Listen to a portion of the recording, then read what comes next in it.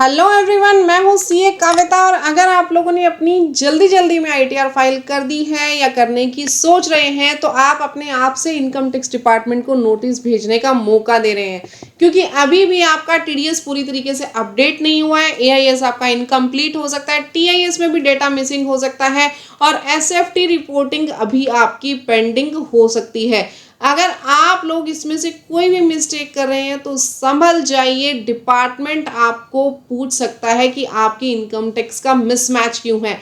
आपके पास section 139 subsection 9 का notice आ सकता है, 143 सबसेक्शन 1 आपके ऊपर जारी किया जा सकता है, 143 सबसेक्शन 2, 148, 133(6) इनके नोटिस आपके पास आ सकते हैं। अगर आप लोगों ने अभी अपनी आईटीआर फाइल कर दी है तो ये वीडियो आप लोगों के लिए बहुत इंपॉर्टेंट होने वाला है, क्योंकि आपने सबसे बड़ी गलती क्या की है, आपने अपने डेटा के अपडेट होने का वेट ही नहीं किया।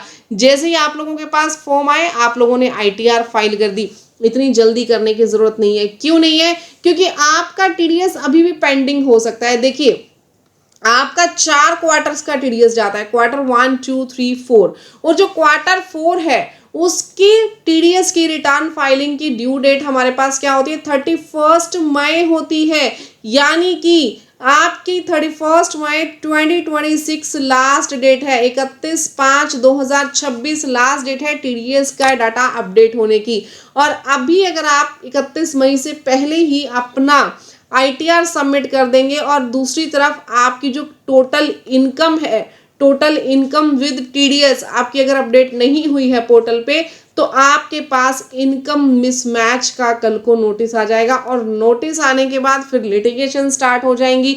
सबसे पहले तो सुनिए, अगर आप सैलरी ले रहे हैं तो सैलरी के अंदर जो एम्प्लॉयर है, एम्प्लॉयर टीडीएस डिडक्ट करेगा आपका। अगर उसने क्वार्टर 4 की रिटर्न अभी तक फाइल नहीं की है, आप लोगों ने उसका टीडीएस भी अभी तक चेक नहीं किया और जस्ट जा करके एक यूट्यूब वीडियो देख के अपनी आईटीआर फाइल कर दी, आप लोगों ने 26AS और एआईएस में चेक तक नहीं किया कि टीडीएस अपडेट हुआ है या नहीं हुआ, तो आप लोग बहुत भारी मिस्टेक कर रहे हैं।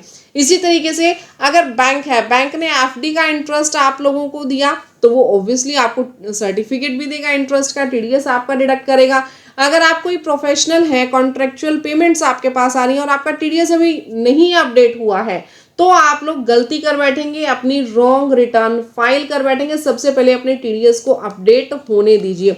अब आप पूछेंगे कि मैम हमने टीडीएस क्लेम नहीं किया, ठीक है, कोई दिक्कत नहीं है, टीडीएस क्लेम नहीं किया, हमारा पैसा वापस आने से रह गया। अरे आपका पैसा वापस आने की बात नहीं है, आप लोग इनकम तो गलत शो कर रहे हो ना। आपका पोर्टल आपकी इनकम ज्यादा शो कर रहा है, लेकिन आपने अपनी ग्रॉस रिसीट्स जो है वो कम शो की है, तो वहां से आप लोगों का मिसमैच क्रिएट हो जाएगा। क्लियर? तो ऐसा मिसमैच आप लोगों को नहीं दिखाना है। नेक्स्ट अगर मैं बात करूं 26AS, सेम ही चीज है। अगर आपका टीडीएस अपडेट नहीं हुआ था तो अभी 26AS में और एआईएस में इंफॉर्मेशन अपडेट आनी भी बाकी होगी। जैसे बैंक इंटरेस्ट हो गया, एफडी इंटरेस्ट हो गया, डिविडेंड इनकम की हो सकता है आपके पास कंप्लीट इन्फॉर्मेशन ना हो। सिर्फ एक चीज की इन्फॉर्मेशन नहीं होती। कई लोग ये देख लेते हैं ठीक है जी सैलरी अपडेट हो गई हमारी, हो सकता है कई लोगों ने चेक भी किया और चेक कर लिया होगा जी हमारी तो सैलरी अपडेट हो गई, डन डना डन डन, अब कर दो आईटीआर फाइल। ऐसा नहीं है भाई, सिर्फ सैलरी नहीं देखनी, बैंक का इंटरेस्ट है, एफडी इंटरेस्ट है, डिविडेंड इनकम है, शेयर ट्रांजेक्शन है, म्यूचुअल फंड ट्रांजेक्शन है, प्रॉपर्टी परचेज सेल की ट्रांजेक्शन है, फॉरेन रेमिटेंस है, क्रेडिट कार्ड स्पेंडिंग है, एसएफटी की ट्रांजेक्शन है, बहुत सारी ट्रांजेक्शन होती हैं। तो इसके लिए आपको थोड़ा सा वेट करना चाहिए 31 मई तक का। 31 मई के बाद ही आपको अपनी आईटीआर जो है वो फाइल करनी चाहिए। कई बार होता क्या है, हम खुद से कुछ एक ट्रांजेक्शन ऐसी होती हैं जो भूल जाते हैं, हमारे माइंड से निकल जाती है। जबकि अगर आप बैंक स्टेटमेंट देखोगे ना तो आपको पता चलेगा कि आपका कितना लेना देना आप लोगों ने ड्यूरिंग द फाइनेंशियल ईयर किया है। नेक्स्ट हम बात करेंगे एसएफटी ट्रांजैक्शन की, यानी specified financial transactions. Specified financial transactions कौन सी होती है? जैसे आपने अगर कोई बड़े कैश डिपॉजिट्स करवाए, प्रॉपर्टी की ट्रांजैक्शंस की, हाई वैल्यू इन्वेस्टमेंट की, क्रेडिट कार्ड पेमेंट्स के, फॉरेन एक्सचेंज ट्रांजैक्शन के, इसमें से कोई भी ट्रांजैक्शंस अगर आप करते हैं जो कि एसएफटी से रिलेटेड है, स्पेसिफिक फाइनेंशियल ट्रांजैक्शन से रिलेटेड है, तो ध्यान रखिए आप लोगों को कल को दिक्कत हो सकती है। पहले ट्रांजैक्शंस रिपोर्ट होने दीजिए और अकॉर्डिंगली इनके हिसाब से आप अपनी आईटीआर जो है वो फाइल करेंगे। क्लियर? बैंक इंटरेस्ट में सेविंग का इंटरेस्ट है, एफडी का इंटरेस्ट है, ये सब आपके अपडेट होना चाहिए।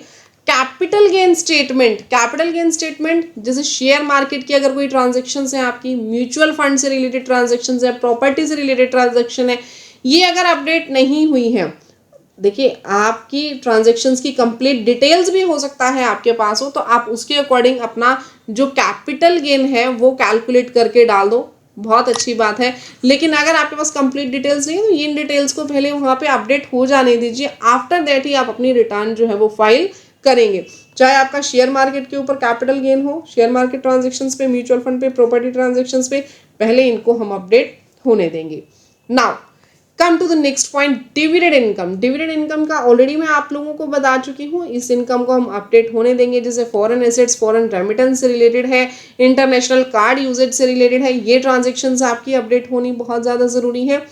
एम्प्लॉयर अगर करेक्शंस कर देता है टीडीएस के रिटर्न में, यानी आपका फॉर्म 16 अगर रिवाइज कर देता है, आपका सैलरी स्ट्रक्चर चेंज हो जाता है उसकी टीडीएस रिटर्न रिवाइज करने की वजह से, तो ये भी आप लोगों के लिए एक मेजर इशू बन सकता है फॉर फाइलिंग आईटीआर।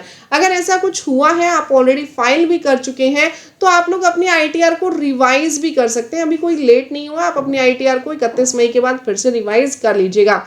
गाइज अगर आप हमसे अपनी आईटीआर फाइल करवाना चाहते हैं बिल्कुल प्रोफेशनल तरीके से, तो मैंने नीचे डिस्क्रिप्शन बॉक्स में कॉन्टेक्ट नंबर दिया हुआ है, आप उसके ऊपर कॉन्टेक्ट कर सकते हैं और हम लोगों से भी अपनी आईटीआर फाइलिंग करवा सकते हैं। बिल्कुल प्रोफेशनल तरीके से जेन्युइन चार्जेस के अंदर हम लोग आपकी आईटीआर को फाइल करके देंगे। रिवाइज्ड टीडीएस रिटर्न आप लोग बाद में भी सबमिट कर सकते हैं, जैसे कि मैंने बताया। अब सबसे बड़ी बात, मैम 31 मई क्यों इंपॉर्टेंट है, मैंने स्टार्टिंग में ही आपको बताया।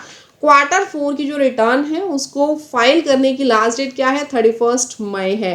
तो अगर कोई ऐसे टीडीएस क्रेडिट्स आपके आने रहते हैं तो ऑलमोस्ट 31 मई तक आपके अपडेट हो जाते हैं। कुछ एक कारणों के अंदर क्या होता है, जो आपका डिडक्टर होता है वो डिडक्टर लेट फाइल कर सकता है, बट ज़्यादातर केसेस में ऐसे होता है, इसमें लेट फीस देखिए बहुत बड़ी होती है, तो 31 मई तक ऑलमोस्ट सभी लोग अपनी रिटर्न जो है वो फाइल कर देते हैं। अगर आपने टाइमली फाइल नहीं की तो 139(9) यानी डिफेक्टिव रिटर्न का आपके पास नोटिस आ सकता है। एडजस्टमेंट ड्यू टू मिसमैच हो सकता है 143(1) में, 143(2) में आपको अंडर रिपोर्टिंग या इनकंसिस्टेंसी की वजह से स्क्रूटनी नोटिस आ सकता है। इनकम एस्केपिंग असेसमेंट हो सकती है 148 में, या फिर जो रिस्क है डिपार्टमेंट क्लैरिफिकेशन के लिए डॉक्यूमेंट मांग सकता है 133(6) के अंदर। यहाँ पे सिर्फ डॉक्यूमेंट मांगे जाते हैं पहले, और अगर डिपार्टमेंट सेटिस्फाइड है तो ठीक है, अदरवाइज आपके ऊपर असेसमेंट भी स्टार्ट हो सकती है। आप लोगों को करना क्या है, जब भी आप अपनी आईटीआर फाइल करेंगे आप अपना एआईएस चेक करेंगे, टीआईएस चेक करेंगे, फॉर्म 26 एएस चेक करेंगे, टीडीएस की एंट्रीज भी चेक कर लेंगे, bank interest, FD interest, capital gain, mutual fund transaction, dividend income, GST turnover आपको जरूर देख लेना है अगर आपके पास जीएसटी है तो, एसएफटी की ट्रांजैक्शन फॉर्म 16 या फिर 16A, 16 होता है सैलरी केसेस में और अदर केसेस में 16A। ये सभी ट्रांजैक्शंस का ध्यान रखना है जब आप अपनी आईटीआर फाइल कर रहे हैं। अगर कोई भी ट्रांजैक्शन मिस कर दी तो आपके पास डिफेक्टिव रिटर्न का नोटिस आ सकता है।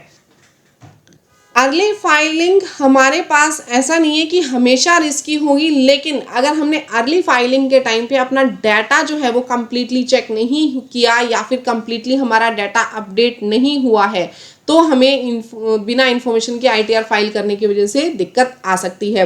अगर आप लोगों को जल्दी है बैंक लोन की वजह से या किसी अदर ट्रांजैक्शन की वजह से कि हमें अभी अपनी आईटीआर फाइल करनी ज़रूरी है तो आप आईटीआर फाइल कर लीजिए, लेकिन जैसे ही 31 मई को आपका डाटा अपडेट होता है उसके बाद आप लोग अपनी आईटीआर को क्या करेंगे जी, रिवाइज कर देंगे। तो गाइज बहुत मैंने कोशिश की आप लोगों को अच्छे से समझा पाऊँ कि अभी थोड़े टाइम के लिए आईटीआर को ना भरना किस लिए ज़्यादा ज़रूरी है। अगर आप लोगों को वीडियो अच्छी लगी तो वीडियो को लाइक, चैनल को सब्सक्राइब कीजिएगा और हमारे इस यूट्यूब चैनल को अदर मेंबर्स के साथ भी शेयर कीजिएगा ताकि उनको भी यूजफुल इन्फॉर्मेशन मिल सके। हमसे आईटीआर फाइल करवानी है तो नीचे दिए गए कॉन्टैक्ट नंबर पर कॉन्टैक्ट कीजिएगा, हम लोग आपकी आईटीआर बिल्कुल प्रोफेशनल वे में फाइल करके देंगे। मिलते हैं गाइज नेक्स्ट वीडियो में, तब तक के लिए thank you, bye bye, take care everyone.